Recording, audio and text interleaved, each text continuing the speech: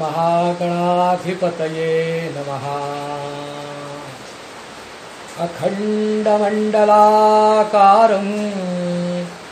व्याप्तं येन चराचरं तत्पदं दर्शितं येन तस्मै श्री गुरवे नमः। तस्मै श्री गुरवे नमः। सर्व रसिक प्रेक्षकांना संदीप सिद्धयेचा मनापासून नमस्कार। आपण पुरोहित सेवा जनकल्याण प्रतिष्ठान या संस्थेच्या माध्यमातून हा कार्यक्रम पाहत आहात। पुरोहित सेवा जनकल्याण प्रतिष्ठान ही संस्था आमचे एक मित्र श्री धनंजय काळे, राहणार माजलगाव, जिल्हा बीड, यांनी प्रचंड मोठा दूरदृष्टी डोळ्यासमोर ठेवून, प्रचंड मोठा हेतू डोळ्यासमोर ठेवून अशा प्रकारे स्थापन केली आणि म्हणता म्हणता या संस्थेला आज 2 वर्ष पूर्ण होत आहेत। वटपौर्णिमा या दिवशी त्याची स्थापना, म्हणजे आजच्याच दिवशी त्याची स्थापना झालेली होती 2 वर्षापूर्वी, आणि आज 2रं वर्ष त्याचं पूर्ण होतं आहे। आणि त्या निमित्ताने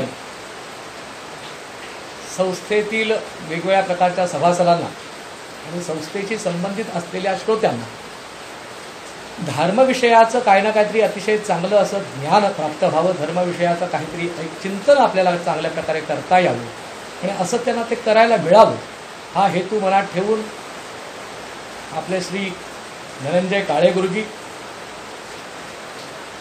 यांनी काही दिवसांपूर्वी दूरध्वनीवरनं माझ्याशी संपर्क केला आणि म्हणाले, गुरुजी तुम्ही अशा प्रकारचा एक आम्हाला काही कार्यक्रम देऊ शकाल का? मी म्हटलं अवश्य देऊ शकेल। कारण असं आहे की हे जे सेवा प्रतिष्ठान आहे त्याच्या पाठीमागे पुरोहित असं जरी नाव असलं तरी याच्याबद्दलचे गैरसमज कोणी करून घेऊ नये। हे संपूर्ण सनातन वैदिक हिंदू धर्माचं जागरण करणारं, अगदी तळागाळातल्या लोकांपासून ते स्वतःला उच्चभ्रू समजणारे अशा प्रकारच्या सर्व थरातल्या लोकांना धर्माविषयक जागृती निर्माण व्हावी, त्यांच्या मनामध्ये सनातन वैदिक हिंदू धर्माविषयी प्रेम निर्माण व्हावं आणि सनातन वैदिक हिंदू धर्म जो आपला आहे त्याच्यातली तत्व किती महान आहे, किती गहन आहे आणि ती ऋषीमुनींनी कशी अतिशय महत्त्वपूर्ण अशा प्रकारे त्याच्या पाठीमागची भावना वेगवेगळ्या पद्धतीने आपल्यापर्यंत पोहोचवण्याचा जो प्रयत्न केलेला आहे, तो प्रयत्न मधल्या काही काळामध्ये परकीय आक्रमणं आणि थोडंफार काहीतरी परकीय आक्रमणामुळे म्हणा किंवा अन्य काही कारणामुळे धर्माला ग्लानी आल्यामुळे म्हणा, तथाकथित उच्चभ्रू शिक्षण घेतलेले, इंग्रजी शिक्षण घेतलेले वगैरे वगैरे मंडळी यांच्या मनातून हळूहळू त्या विषयाबद्दल, त्या धर्माविषयी जे एक प्रकारची ती आस्था ही कुठेतरी कमी व्हायला लागते आहे की काय, किंवा त्याबद्दलचं सगळंच काहीतरी गौड बंगाल असल्यासारखं त्याच्याबद्दल एक बघितलं जात आहे की काय, किंवा अंधश्रद्धा म्हणून बघितलं जात आहे की काय किंबहुना, अशा प्रकारची एक भावना समाज मनामध्ये तयार व्हायला लागलेली लक्षात येताच आपले मित्र सुहृद श्री धनंजय नातू गुरुजी यांच्या मनात आलं की अशा प्रकारची एक संस्था स्थापन करावी आणि सगळ्या तळागाळातल्या माणसांपासून ते उच्चभ्रू सगळ्या मंडळींपर्यंत जास्तीत जास्त लोकांना स्वधर्माविषयी प्रेम कसं निर्माण होईल, त्याचं आचरण करायची इच्छा कशी निर्माण होईल, याविषयी जे काही जमेल, फुलना फुलाची पाकळी, खारीची मदत, काय ते असेल तसं जेवढं जमेल तेवढं जास्तीत जास्त करायचं असा विचार त्यांनी मनात आणला आणि त्यांनी या विचाराचंच एक सुंदर अशा प्रकारचं फूल म्हणा किंवा हळूहळू आता ते फलधारणा व्हायला लागली आहे, अशा प्रकारचं हे पुरोहित सेवा जनकल्याण प्रतिष्ठान नावाने ही संस्था स्थापन करून नानाविध प्रकारचे उपक्रम त्यांनी सुरू केलेले आहेत। गेल्या 2 वर्षामध्ये त्यांनी जे काही छोटे छोटे उपक्रम राबवलेत, दिसायला अतिशय छोटे आहेत पण ते इतकं महान कार्य करून गेलेत, तर थोडक्यात 1-2 वाक्यात मी आपल्याला परिचय करून देतो। खरं म्हणजे ह्या संस्थेशी मी प्रत्यक्षपणे जरी संबंधित नसलो तरी एक धर्माचा सच्चा एक भक्त म्हणा किंवा धर्माचा एक प्रकारचा एक अनुयायी म्हणा, म्हणून जिथे जिथे धर्माचं काहीतरी कार्य चालतं ती सगळी भूमी, ते सगळं ठिकाण, ती सगळे माणसं माझी आपली आहेत, अशा भावनेतून मला जे काही मला थोडंसं जे काही कळलं आहे त्याचं थोडक्यात आपल्याला सांगतो की ऑनलाईन संस्कार वर्ग चालवणे म्हणा, स्त्री भ्रूण हत्या वगैरे वगैरे सगळे प्रकार आपण ऐकून आपल्याला माहीत झालेले आहेत. सामाजिक जागृती त्याविषयी चालू आहे. आपला सनातन वैदिक हिंदू धर्म हा स्त्री म्हणजे जगदंबेचं स्वरूप अशा प्रकारचं आपल्याला वर्णन सांगतो आणि अशा प्रकारे वागायला लावतो. पण प्रत्यक्ष असं आचरण घडताना आपल्याला दिसत नाही. कित्येक तळागाळातली मंडळी मुलगा जन्माला आला तर त्याचं सगळं उत्साहाने सगळं काही करतात, त्याची जन्मपत्रिका बनवणं म्हणा किंवा अन्य काही करणं.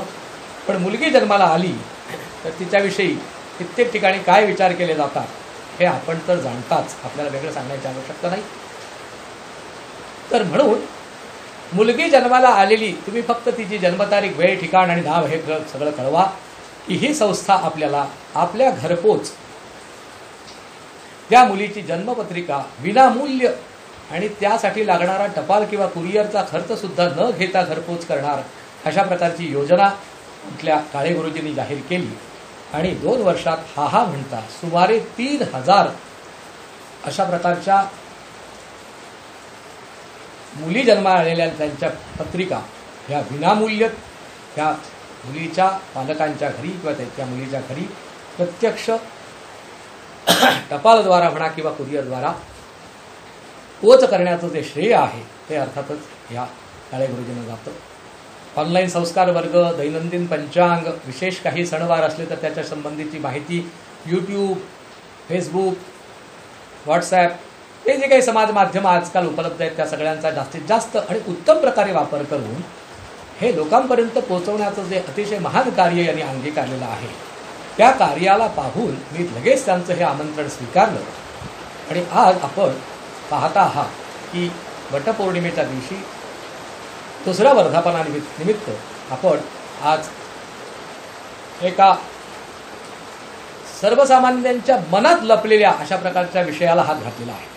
विषय आहे आपल्याकडच्या धार्मिक उपक्रमांमागचं विज्ञान ओळखायचं कसं.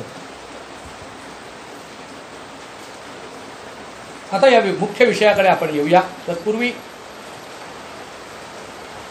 या प्रतिष्ठानचे आणि अर्थातच त्या निमित्ताने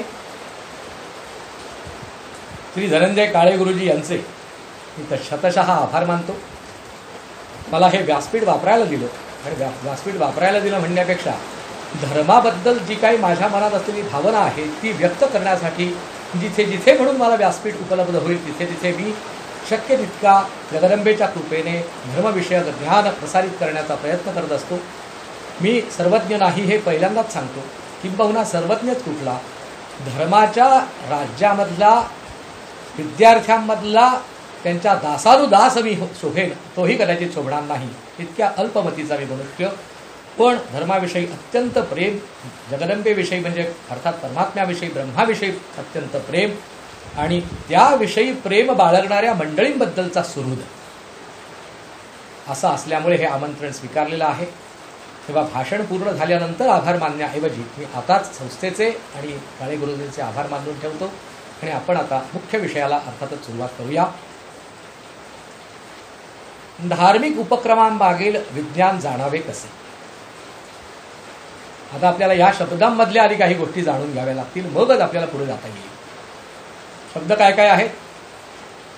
धार्मिक उपक्रम आणि त्या पाठीमागचं विज्ञान आणि ते जाणायचं, या 3 प्रक्रिया आपल्याला लक्षात घ्याव्या लागतील, 3 गोष्टी समजून घ्याव्या लागतील. धार्मिक उपक्रम हा विषय बघण्याआधी आपण बघूया की कारण धार्मिक उपक्रम आपण दैनंदिन जीवनात पाहतच असतो. आजच वटपौर्णिमेनिमित्त सुहासिनी स्त्रिया वडाकडे गेलेल्या आहेत. कोरोनाचे वाईट दिवस असूनही स्त्रियांनी जवळपासच्या वडाच्या झाडांना जाऊन पूजन केलेलं आहे आणि वडाला विशिष्ट अशा प्रकारचं सूत गुंडाळलेलं असतं. आणि ब्रह्मा सावित्री नावाच्या देवतेचं पूजन करून त्यांना अशी प्रार्थना केलेली आहे की हे ब्रह्मा सावित्री देवतांनो, जे तुम्ही वडाच्या झाडाच्या मुळाशी वास करता, जसं सावित्रीला सत्यवानाच्या अल्पायुषी अवस्थेतून बाहेर काढून सावित्रीने जसं स्वतःचं जीवन हे लौकिक अर्थाने तर श्रेष्ठ केलंच केलं, पण पारमार्थिक अर्थाने सुद्धा उच्च अशा प्रकारचं करून घेतलं, तसं आमचं हो अशा प्रकारची जणू काही त्याच्यात प्रार्थना आहे. पण आपल्याकडे गैरसमज असा पसरवला जातो की ते सूत असतं ते गुंडाळलं म्हणजे 7 जन्म मला हाच नवरा मिळू दे अशा प्रकारची प्रार्थना केलेली आहे. असा एक अत्यंत मोठा गोड गैरसमज हा सर्वसामान्यामध्ये पसरलेला आहे. आता समजाला जेव्हा गैरसमज असं स्वरूप असतं ना, तेव्हा ब्रह्मदेवाला तरी ते बदलणं शक्य नसतं. कारण गैरसमज तो सांगून समरून तो काही करून समज म्हणून जर स्वीकारायचाच असं एखाद्या व्यक्तीने ठरवलं, तर तो गैर कोणता आणि अगैर कोणता हे कळणं भारी कठीण. सगळ्या प्रकारच्या पोथ्या पुराणं ढुंडाळून बघा, या ब्रह्मा सावित्रीच्या पूजनाच्या निमित्ताने जो संकल्प दिलेला आहे त्या संकल्पामध्ये 7 जन्म आता असलेला पतीच पुन्हा मला परत परत वारंवार मिळावा अशा प्रकारे कुठे प्रार्थना केलेली जर आपल्याला आढळली, तर त्या पोथीची कुठलीही प्रत मला लवकरात लवकर किंवा आमच्या काळे गुरुजींना लवकरात लवकर पाठवण्याची मी आपल्याला विनंती करतो. त्या पोथीत ती चूक आहे असं पण मी आपल्याला सांगेन, समजा चुकून असं सापडलं तर. पण 99.99 म्हणजे किंबहुना 100% अशा प्रकारचा संकल्प कोणत्याही जुन्या पोथी पुराणामध्ये आलेला नाही. तर सौभाग्य म्हणजे केवळ नवऱ्याचं आयुष्य पंगू अवस्थेतला नवरा वगैरे असं नव्हे. जो नवरा धर्माचरणाने अतिशय उत्तम वागणार असेल आणि किंबहुना आपण जर धर्माचरणामध्ये जर स्त्री स्वतः काहीतरी कमी जास्त करून बसली असेल, तर तिचा पती उत्तम धर्माचरणी असल्यामुळे त्याने तिला योग्य पथावर आणण्यासाठी सहाय्य आणि मार्गदर्शन करायचं आहे आणि मित्रत्वाच्या नात्याने करायचं आहे.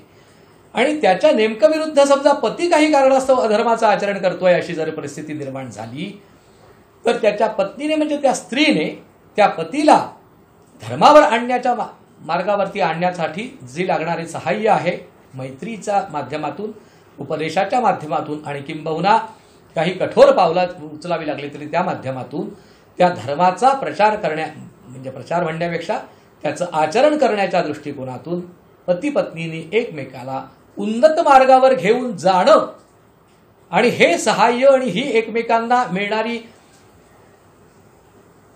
जी प्रेमळ अशा प्रकारची म्हणा किंवा धार्मिक संवादाच्या माध्यमातून अशी मिळणारी जी एक मैत्री आहे, एक साथ आहे, ही साथ न तुटो म्हणजे सौभाग्य.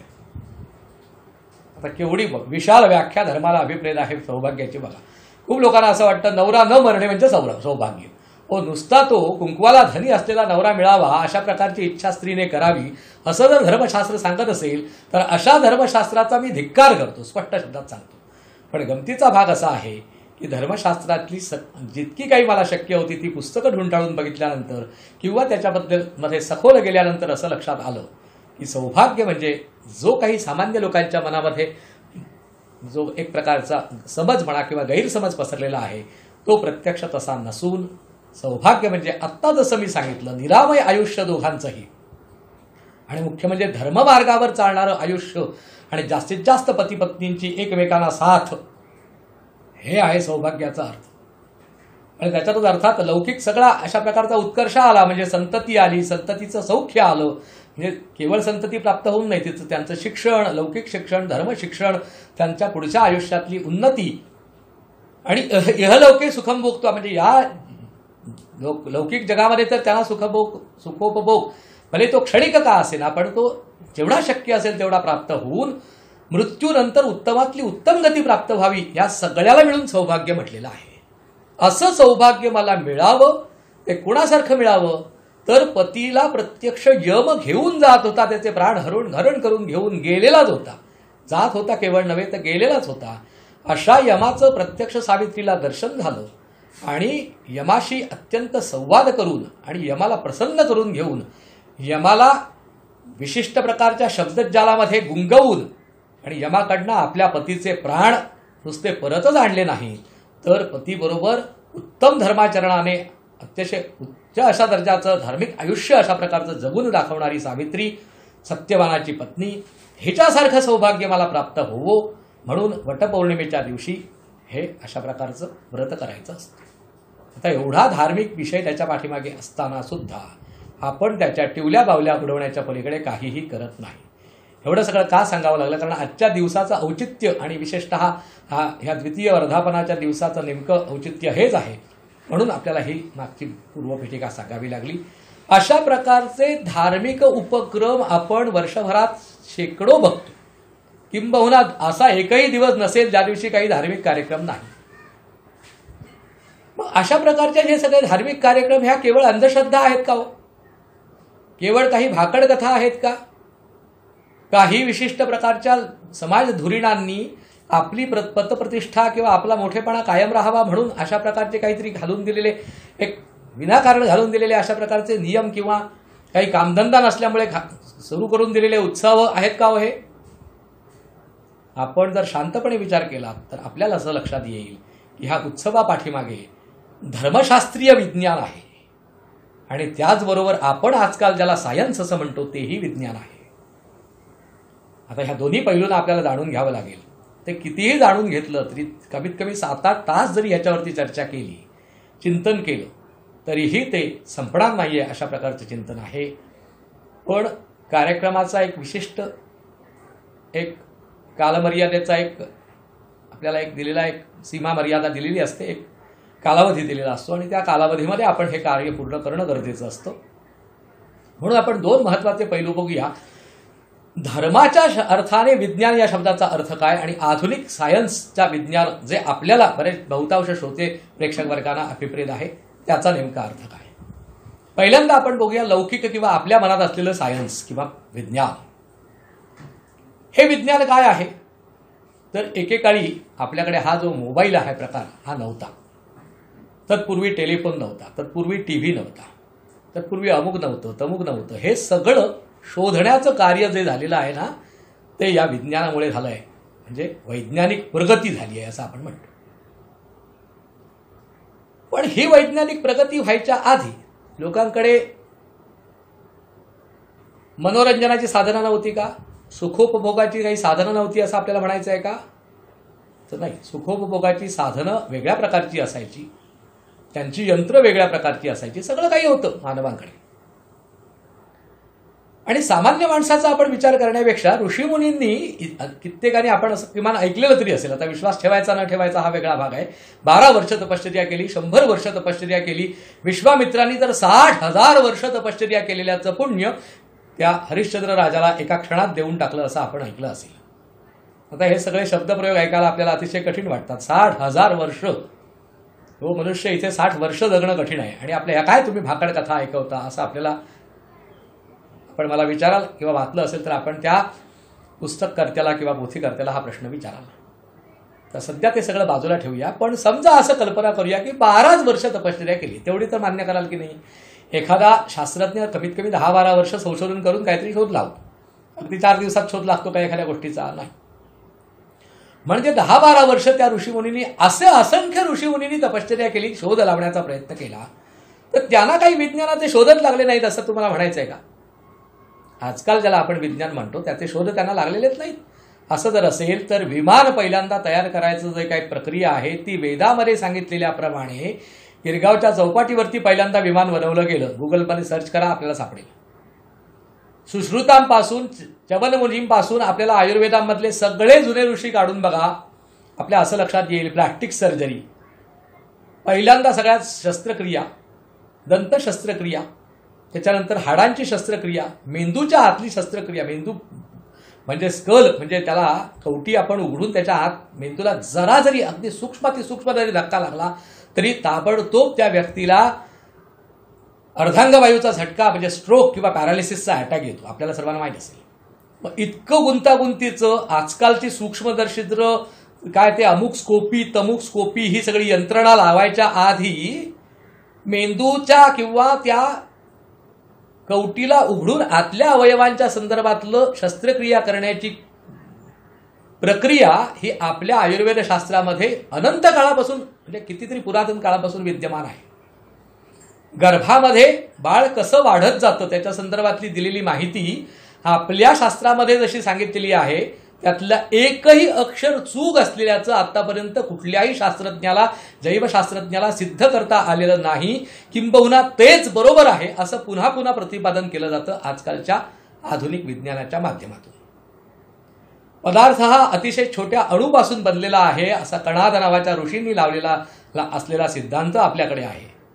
आपण 6 शास्त्र असं म्हणतो.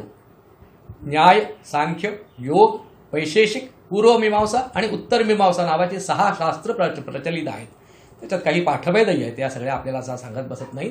त्यातलं वैशेषिक नावाचं जे शास्त्र आहे ते वैशेषिक नावाचं शास्त्र आणि आजकालचं आधुनिक सायन्स किंवा विज्ञान, आधुनिक विज्ञान, कारण विज्ञान हा शब्द परत धर्माच्या सुद्धा अर्थात सांगितलेला आहे. ज्ञानविज्ञान श्रीमद भगवद्गीतेच्या 7व्या अध्यायामध्ये या ज्ञानविज्ञान नावाच्या जोडीचं असं कथन भगवान श्री कृष्ण परमात्मा हे आपले सखे, आपला सखा असलेल्या श्री अर्जुनाला सांगतात.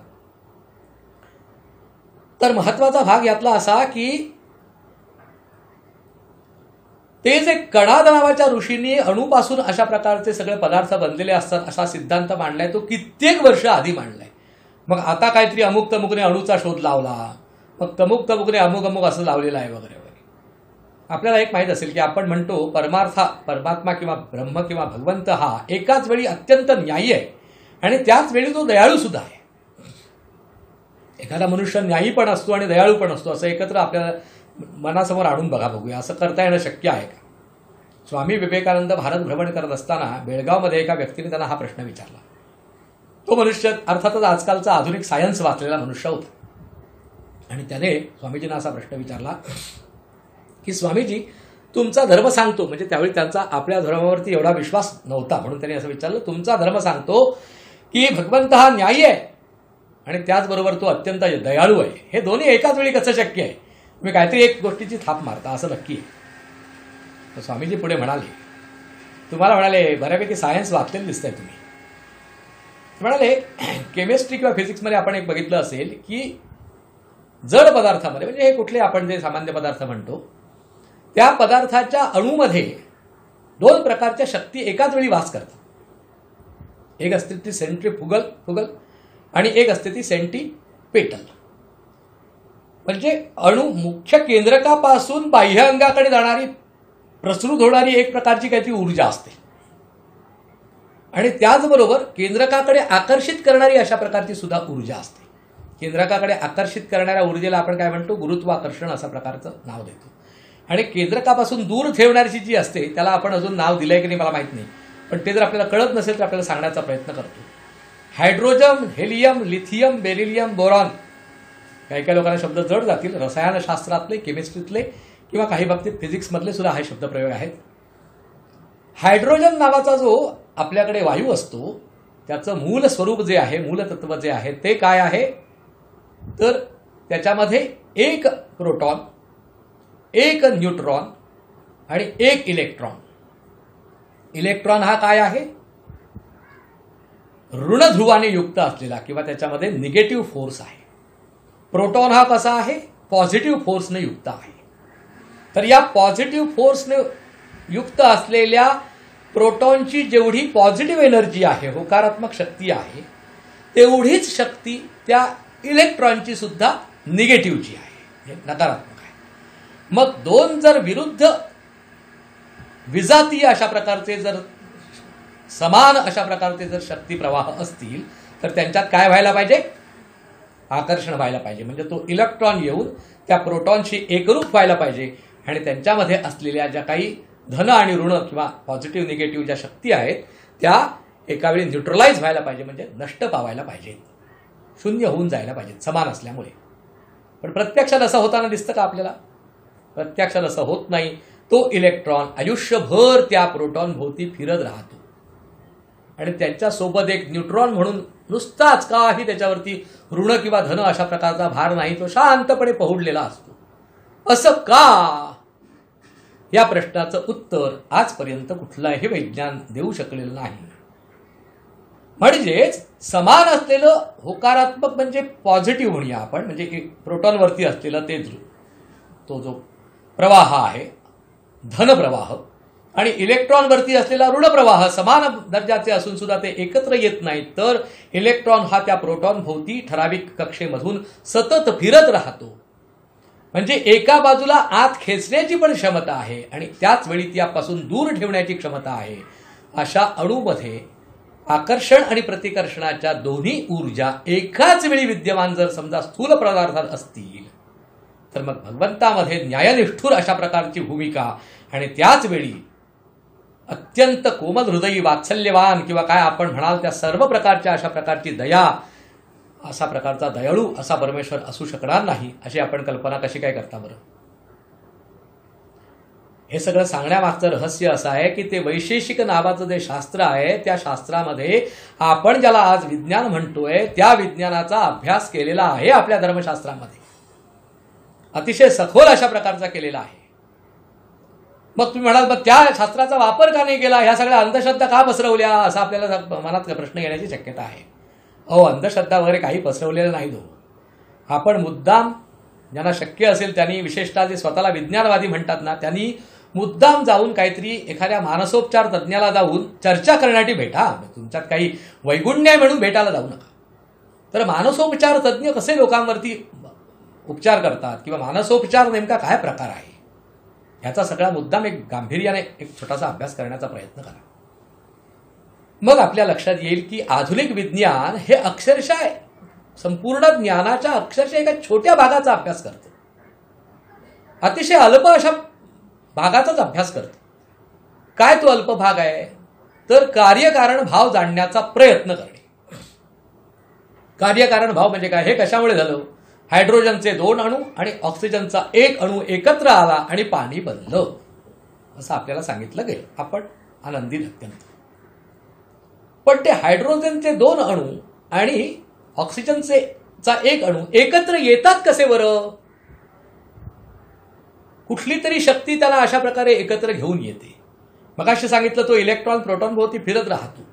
कुठली तरी शक्ती त्याला हे करायला लावतं. त्या शक्तीचंच नाव आहे आमच्या अध्यात्मामध्ये माया. आणि आपल्याला पटत नसेल तर सांगतो योग्यता. थोडासा विषय भरकटणार आहे पण त्याला इलाज नाही, कारण आधुनिक विज्ञानवादी लोकांना आमचा धर्म काय आहे हा समजून सांगण्याची गरज आहे. आणि अर्थातच धर्मापाठीमागच्या ह्या उपक्रमांपाठीमागचं विज्ञान काय आहे ते आपल्याला सांगायचं आहे. त्यामुळे सामान्य माणसांना आधी विज्ञान काय आहे जाणून घ्यावं लागेल, विज्ञानाची दृष्टी जाणून घ्यावी लागेल आणि मग धर्माची दृष्टी जाणून घ्यावी लागेल आणि मग दोघांची सांगड घालता येणं शक्य आहे.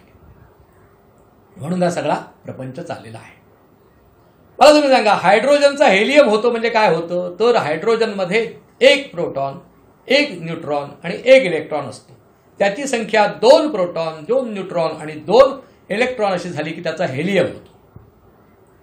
आणि गमतीचा भाग असा आहे की त्यातले जे 2 इलेक्ट्रॉन असतात ते बरोबर जणू काही समोरासमोर अशा प्रकारे राहतात. एकमेकाला चिकटण्याचं संभवत नाही, कारण ते समान त्याच्यावरती भार आहे किंवा करंट आहे, कसला निगेटिव्ह करंट. आणि प्रोटॉन जे आहेत ते 2 एकत्र राहतात. आता 2 एकत्र राहण्यासाठी ते दोघांवरती धनध्रुव आहे, म्हणजे दोघांवरती पॉझिटिव्ह करंट आहे. पॉझिटिव्ह एनर्जी असलेले 2 प्रोटॉन वेगवेगळे आहेत असं स्वतः शास्त्रच मान्य करतं. ते एकत्र इमाने इतबारे राहतात. कसे काय बरं? त्या एकाची संख्या 2 झाल्यानंतर सगळे रासायनिक गुणधर्म पूर्णपणे बदलून जातात. असं कसं? ही रासायनिक अभिक्रिया, याचंच नाव आहे माया. त्या दोनामध्ये अजून एक तिसरा मिळाला ना, 3 प्रोटॉन 3 न्यूट्रॉन आणि 3 इलेक्ट्रॉन एकत्र आले. न्यूट्रॉन कधी कमी जास्त असू शकतात ना, त्यातली एक परत ती आणखीन एक गमतीचा तो सखोल अभ्यास खूप आणखीन आहे, तो सगळा सांगत बसत नाही. पण सर्वसामान्य जनरल नॉलेज ज्याला आपण म्हणतात तसं आपण घेऊया. तर तो 2 ऐवजी 3 झाला. 3 प्रोटॉन 3 इलेक्ट्रॉन 3 न्यूट्रॉन असा प्रकार झाला की त्याचं होतं लिथियम. आणि ते हायड्रोजन आणि हेलियम पासून भलतंच वेगळं असतं. मग होतं बेरिलियम, मग होतं बोरॉन वगैरे वगैरे वगैरे वगैरे होत होत सगळ्या प्रकारची मूलद्रव्य जी निसर्गात सापडतात ती अशा प्रकारे तयार होतात. आणि हे एकदा योजना सापडल्यानंतर अशा प्रकारे आपण कृत्रिमरित्या हे प्रोटॉन इलेक्ट्रॉन न्यूट्रॉन वाढवून आणखीन मूलद्रव्य तयार करता येऊ शकतात का, हे मानवाने शोधण्याचा प्रयत्न केला. त्याच्यात त्याला थोडंफार यशही आलं. पण ते यश का आलं तर ती माया तोपर्यंतच आपल्याला वश असेल तोपर्यंत ज्यात यश येणार.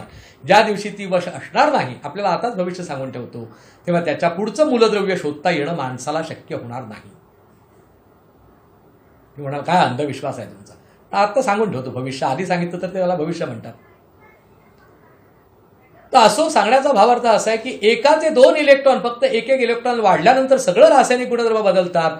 मग दोनच पहिल्या कक्षेत फक्त 2च इलेक्ट्रॉन राहतात, त्याच्या पुढच्या कक्षेत जास्तीत जास्त 8च इलेक्ट्रॉन राहतात, 8पेक्षा कमी असलेले त्याच एका कक्षेमध्ये राहतात, आणि ते 2 आणि हे 8 मिळून अजून वाढले की त्याच्या पुढची अजून एक नवीन कक्षा तयार होते. हे सगळं काय प्रकरण आहे?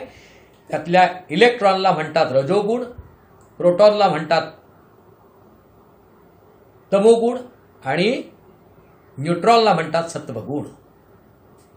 आपल्या वेदांत शास्त्रामध्ये काय सांगितलं आहे की ही सगळी जी माया आहे ती त्रिगुणात्मिका आहे. सत्वगुण, रजोगुण, तमोगुण या 3 गुणांपासून ही माया बनलेली आहे, आणि या मायेच्या परेय काय आहे? ब्रह्म आहे. आणि ते ब्रह्म या मायेचं उत्पादकच आहे, त्याच्या आतूनच ती माया निर्माण झाली आहे.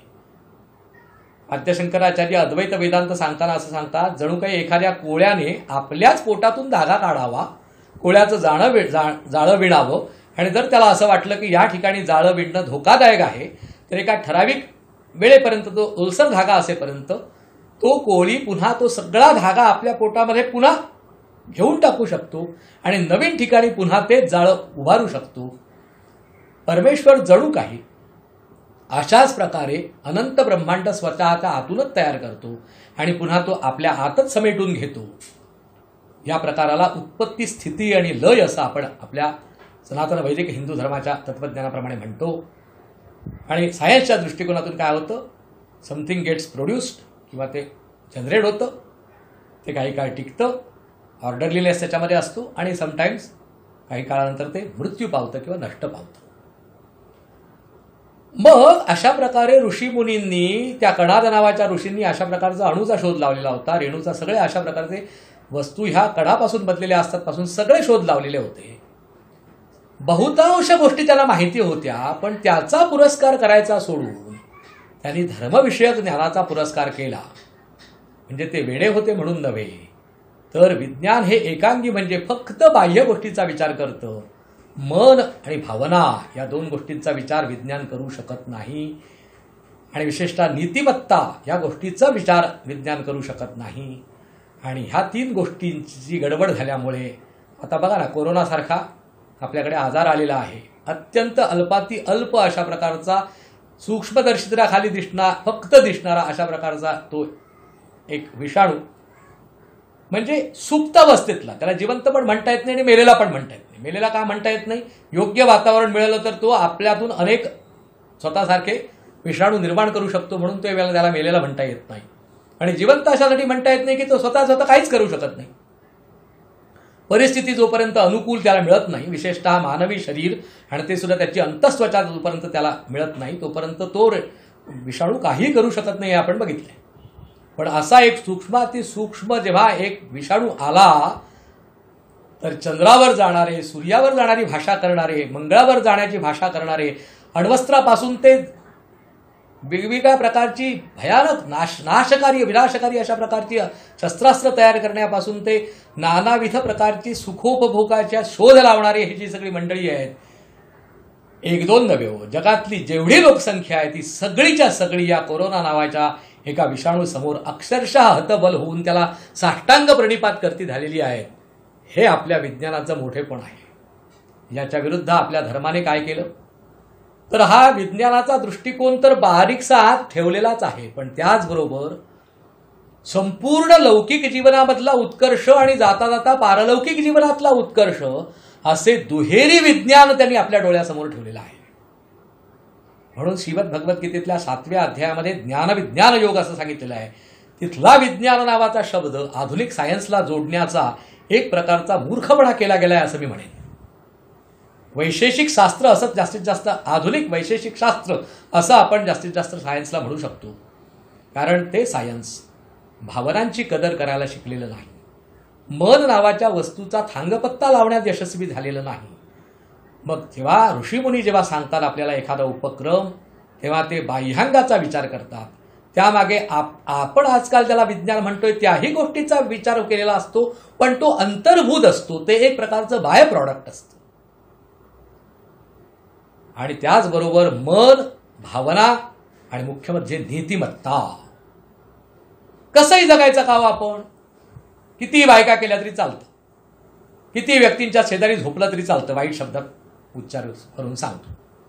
काहीही खाल्लं तरी चालतं. आता बघा ते चीनमधले लोक काही खातात, त्याची आपल्याला आज व्हॉट्सअपवरती आपण नानाविध प्रकारची दृश्य पाहिली आहेत आणि आपल्या लक्षात आलं असेल अशा प्रकारचं खाद्य खाण्याच्या त्या विचित्र प्रकारातूनच त्या जणू काही व्हायरसची निर्मिती झाली आहे असं कित्येक लोक सांगतायत. आणि आपल्याला इथे हळूहळू पटायला लागलंय. बघा काय काय खातात ते, काय खाण्याला ते अर्थ आहे?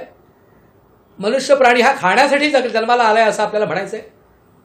व ते कुठल्या तरी डिस्कव्हरी चॅनल आणि अमक्या तमक्या चॅनलवरती एक्सपेडिशन टू ॲनिमल किंगडम आणि काहीतरी अमुक तमुक, मग ते शोध घेण्यासाठी एक कॅमेरामन किंवा एक 2-4 कॅमेरामन आणि त्याच्यातला तो एक जो ते सगळं संयोजन करत असतो किंवा त्याला होस्ट म्हणूया किंवा अँकर म्हणूया, अशा प्रकारचा एक त्यातला धुरंधर मनुष्य त्या जंगलाच्या सफारीला निघतो.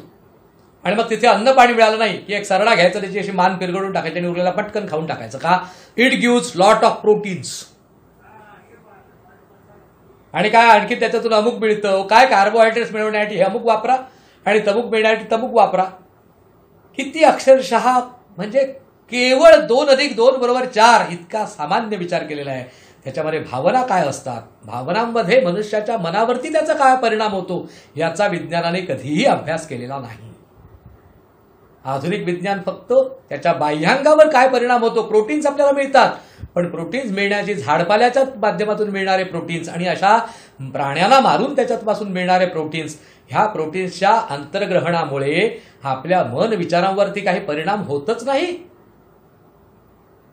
हो, नक्की होतो. आणि ह्याचा शोध अजून विज्ञानाने लावलेला नाही, म्हणून ते अनिर्बंध कसंही वागायची परवानगी आपल्याला देतात.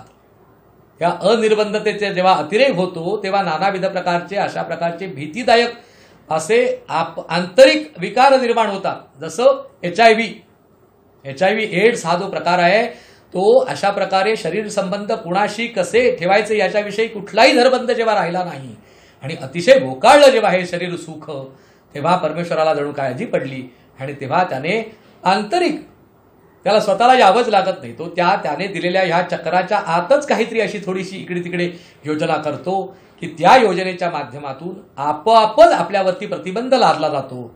आणि आता त्या HIV एड्सचा वाईट परिणाम होऊ नये म्हणून काही प्रमाणात तरी का असेना नीती आपोआपच यायला लागली आहे की नाही, आपल्याला पटतंय का बघा. मग अशा प्रकारे तो सरडा खाणे, त्या घरट्यातली अशी छोटीशी नुकती जन्माला आलेली पिल्लं अशी पुंगते ती एक बाई आणि मटकन तोंडात टाकते. आपण व्हॉट्सअपला बघितला असेल तो प्रकार चीनमध्ये. म्हणजे खाणं पिणं कपडे लत्ते वापरणं याला नीतिमत्ता नावाचा काही धरबंधच राहिलेला नाही. बेसुमार आपण ते जे सिंथेटिक म्हणजे वेगवेगळ्या प्रकारचे कृत्रिम जे धागे आहेत त्याचा आपण वापर करतोय आणि ते आपल्याला इतकं भारी पडतंय दिवसेदिवस की त्याच्यापासून त्वचारोग किती वाढलेत आपल्याला माहिती आहे. मुद्दाम त्वचारोग तज्ज्ञांना जाऊन भेटा, विज्ञानाचाच विचार करायचा ना आपल्याला, मग त्वचारोग तज्ज्ञांना जाऊन विचारा आणि ते आपल्याला सांगतील की पूर्वी त्यांच्याकडे समजा 1-2 तासाची त्यांची OPD आहे किंवा त्यांचा तो क्लिनिक उघडा याची कल्पना करा, तर एक 4-5 वर्षापूर्वी त्यांच्याकडे जास्तीत जास्त 2 म्हणजे त्याचं केवळ नाव झालं नव्हतं किंवा गुडविल नव्हतं म्हणून नव्हे, तज्ज्ञ अशा प्रकारच्या त्वचारोग तज्ज्ञांकडे सुद्धा 2 तासामध्ये 4-5 रुग्ण अशा प्रकारचे यायचे. आता 2 तासाच्या त्या अवधीला वाढवून 6-6, 7-7 तास, सकाळी 3-4 तास, संध्याकाळी 3-4 तास असं त्वचारोग तज्ज्ञांना करावं लागलेलं आहे. आपल्या अवतीभोवती बघा अनेकांना असे विचित्र त्वचारोग होत आहेत आणि त्यावरती ते इंट्राकॉनोझॉल नावाचं एकच अँटीबायोटिक उपलब्ध आहे आणि त्याचेच मग इकडे तिकडे प्रयोग करून 200 मिलीग्राम रात्री घ्या, 100 मिलीग्राम सकाळी घ्या वगैरे वगैरे प्रयोग करून ते आटोक्यात आणण्याचा आटोकाट प्रयत्न करावा लागतोय. भयानक त्वचारोग कशामुळे झालं आहे? सिंथेटिकमुळे. प्लॅस्टिक आलं, पॉलिथिन आलं, त्याचे काय आता डोंगरच्या डोंगर ढीक तयार झालेले आहेत. म्हणजे हा सगळ्याचा विचार करताना विज्ञानाने काय केलं, एकांकीच फक्त विचार केला की कसं भोग सुख जास्तीत जास्त प्राप्त होईल. पण नीतिमत्ता, मनाचे भावना, आता मला सांगा ज्या ज्या ठिकाणी श्रीमंती भरपूर आहे ना त्या लोकांमध्ये जास्तीत जास्त मनोविकार आपल्याला आढळतील. सर्वात जास्त आत्महत्या कुठे केल्या जातात माहिती आहे का? जिथे भरपूर श्रम केले जातात तिथे तरी एक, किंवा जिथे भरपूर पैसा आहे तिथे तरी एक. जास्तीत जास्त आत्महत्या केल्या जातात. म्हणजे मनुष्य प्राण्याला स्वतःचं जीवन नकोसं झालेलं आहे. असं जीवन नकोसं होण्यासाठी विज्ञान वापरायचं आहे का? तर नाही, असंच त्याचं उत्तर आहे. आणि हे आपल्या ऋषीमुनींना माहिती होतं आणि त्यामुळे ऋषीमुनींनी आपले सणवार उपक्रम हे अशा प्रकारे तयार केले की त्या सणवार उत्सवामध्ये विज्ञान आपण ज्याला म्हणतोय ते आहेच हो, कारण वैशेषिक शास्त्र आपल्या 6 शास्त्रामधून काढून टाकता येतच नाही मुळात. ते शास्त्र म्हणून दर्शन म्हणून स्वीकारावंच लागतं, त्याचा अभ्यास केला जातो. अगदी महत्वाचा भाग आहे. एखाद्याला दर्शनशास्त्री असं जेव्हा आपण पदवी देणार असू किंवा असं त्याला नाव देणार असू, तेव्हा त्याने ह्या 6 दर्शनांचाच नाही तर जैन दर्शन, बौद्ध दर्शन, त्याचबरोबर चार्वाकासारख्या अज्ञेयवादी म्हणा किंवा नास्तिकांचं मत असतं त्यांचंही दर्शनाचा अभ्यास करावा लागतो. आपल्याला आश्चर्य वाटेल, नास्तिकाचं मत सांगणारे चार्वाक हे सुद्धा आपण ऋषी मानतो. आपल्या धर्माचं मोठेपण असं आहे की आपल्या धर्मामध्ये धर्मग्रंथ मानत नाहीत, देवदेवतांना मानत नाहीत, सणवाराला तर मानतच नाहीत, वेदही मानत नाहीत, तरी तो मनुष्य हा आपला सनातन वैदिक हिंदू धर्मी मनुष्य म्हणजेच हिंदू असू शकतो. हे आपल्या धर्माचं मोठेपण आहे. आपण आपल्या धर्माचे किती ग्रंथ वाचलेत मला तुम्ही सांगा. किती उपक्रम आपल्या धर्माच्या संदर्भातले आहेत, त्याच्या पाठीमागची उदात्त भावना जाणून घेण्याचा काडीचा तरी प्रयत्न केलाय का? उठसूट आपला कुठल्याही तरी ह्याच्यावरती काहीतरी लेबल लावून टाकण्याच्या पलीकडे आपण काहीही केलेलं नाही. तो गणेशोत्सव, ती दिवाळी, तो गुढीपाडवा, ती अक्षय तृतीया, काय काय त्याच्या पाठीमागे खूप खूप एकेका सणाविषयी सांगायचं झालं ना तरी कमीत कमी 1-1 तास लागेल, इतकं त्याच्या पाठीमागे खूप उदात्त असं तत्वज्ञान आहे. आणि त्या तत्वज्ञानाचा एक घटक नक्की विज्ञान हा सुद्धा आहे, ज्याला आपण आधुनिक विज्ञान म्हणतायत ते. पण ते जर शोधून काढायचं असेल तर काय होतं माहिती आहे का? आपण जाणार आहोत मोठ्या रत्नांच्या एखाद्या मोठ्याशा जवाहिराकडे किंवा एखाद्या रत्नाच्या विक्रेत्याकडे आणि कुठलं तरी एकांगी एकच रत्न जाऊन बघून येणार आहोत का हो? त्याच्याकडे तर नवरत्न नव्हे, हजारो रत्नांची नुसती खाण आहे, इतकं त्याच्याकडे प्रदर्शनी लागली आहे जणू काही. आणि ती बघायची सोडून आपण एक विशिष्ट प्रकारचं रत्नच जाऊन त्याच्यातलं पारखण्याचा प्रयत्न करतो आहोत. साखरेचा म्हणून कारखाना काढायचा, मुख्य उत्पादन काय आहे? साखर आहे. मग ते उरलेलं जे काय चिपाडं राहतात त्याचं काय करायचं? त्याच्यापासून मद्य बनवायचं, अन्य काय उरतं त्याच्यापासून खत बनवायचं, अन्य काय काय प्रत्येकाचा वापर करणं ही त्याच्यातली योजना, अतिशय स्तुत्य योजना आहे. पण म्हणून ऊसापासून आपण मद्य तयार करतो असा आपण शब्दप्रयोग वापरतो का?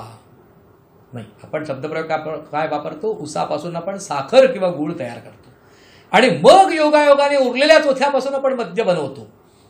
म्हणजेच आपले जे धार्मिक उपक्रम आहेत त्याच्या पाठीमागची धर्मभावना, नीतिमत्ता, त्याच्या पाठीमागे असणारं भावनिक आणि मनाच्या उभारीसाठी येणारी त्याच्यातली ज्या योजना आहेत, मानसोपचार तज्ज्ञ मगाशी आपल्याला सांगितलं त्याच्याकडे जाऊन मुद्दाम बघायचं. आपल्या असं लक्षात येईल जणू काही ते आपला धर्म त्या रुग्णाला अप्रत्यक्षरित्या शिकवतायत आणि तेव्हा कुठे तो रुग्ण त्याच्या मूळ पदावर येण्याचा प्रयत्न करतोय. आणि त्याला वेगवेगळ्या प्रकारची औषधं गोळ्या दिल्या जातात. त्या काय आहेत?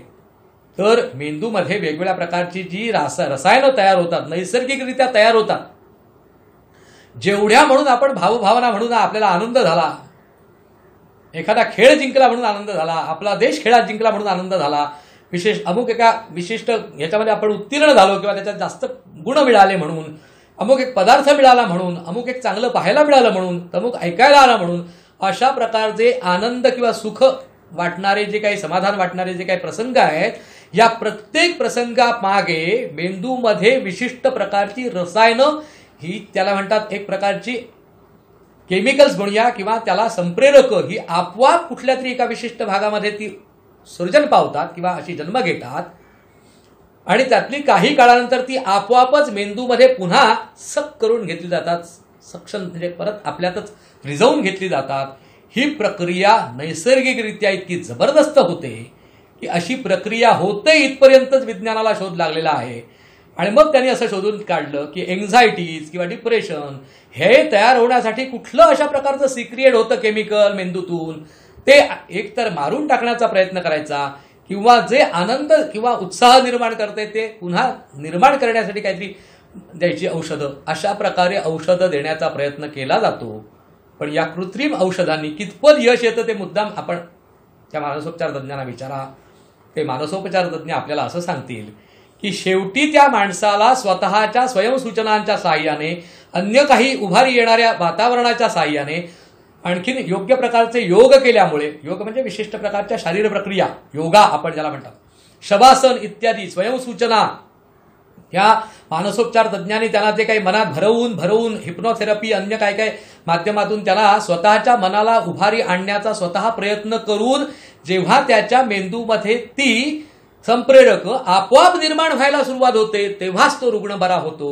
औषधांनी तो बरा होत नाही असं आपल्याला त्या मानसोपचार तज्ज्ञांकडनं कळेल. म्हणजे विज्ञानाने कितीही प्रगती केली असली तरी मन नावाच्या रसायनाचा अजूनही त्यांना व्यवस्थित शोध लागलेला नाही. आणि आपल्याला सांगून ठेवतो तो पूर्णपणे कधीही लागणं शक्य नाही.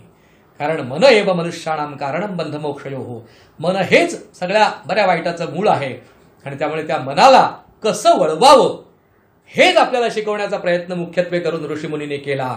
आणि ते करत असताना ती केमिकल्स त्यांना लक्षात घ्यायची आहे, तुम्ही असं समजू नका. आणि त्यामुळे ती केमिकल्स त्याला कसं काही आपोआपच त्याला मदत होईल ह्याची योजना पण त्यांनी केलेली आहे. आणि ती सगळी योजना बघता येणं शक्य आहे, पण ते बाय प्रॉडक्ट आहे. त्याचाच जर विचार करायला झाला, उसाचा साखर कारखाना म्हणून बघायला गेला आणि मुख्य साखरेचं उत्पादन कसं होतं हे अभ्यासायचं सोडून खत कसं तयार होतं आणि मद्य कसं तयार होतं याचा अभ्यास करायला आपण जास्त वेळ देणार आहोत का, हा स्वतःच्या मनाला प्रश्न विचारून बघायचा. आणि जर आपल्याला वाटलं हो आम्हाला मद्य कसं तयार करतात तेच फक्त जाणून घ्यायचं आहे असं जर आपल्या मनाने नक्की झालं तर धर्मशास्त्राचा काहीही अभ्यास करण्याची आवश्यकता नाही. फक्त पाठीमागचं विज्ञान शोधण्याचा प्रयत्न करा. पण ते धर्म उपक्रम जे ऋषीमुनींनी घालून दिलेले आहेत ना ते सर्वांगीण विकासाच्या दृष्टिकोनातून आहेत. ऋतूला विचारात घेतलेला आहे, काल विचारात घेतलेला आहे, परिस्थिती विचारात घेतलेली आहे, मनुष्य प्राण्याच्या शरीराच्या गरजा विचारात घेतलेल्या आहेत, त्याच्या भावभावना कशा असतील, त्याच्यात होणारे बदल असतील, ह्या सगळ्यांचा विचार करून ते उपक्रम बनवले गेलेले आहेत. त्याशिवाय परत काही देशकालादी अनुसारता म्हणजे काही उत्तर भारतातच करायचे असतात, काही दक्षिण भारतात असतात.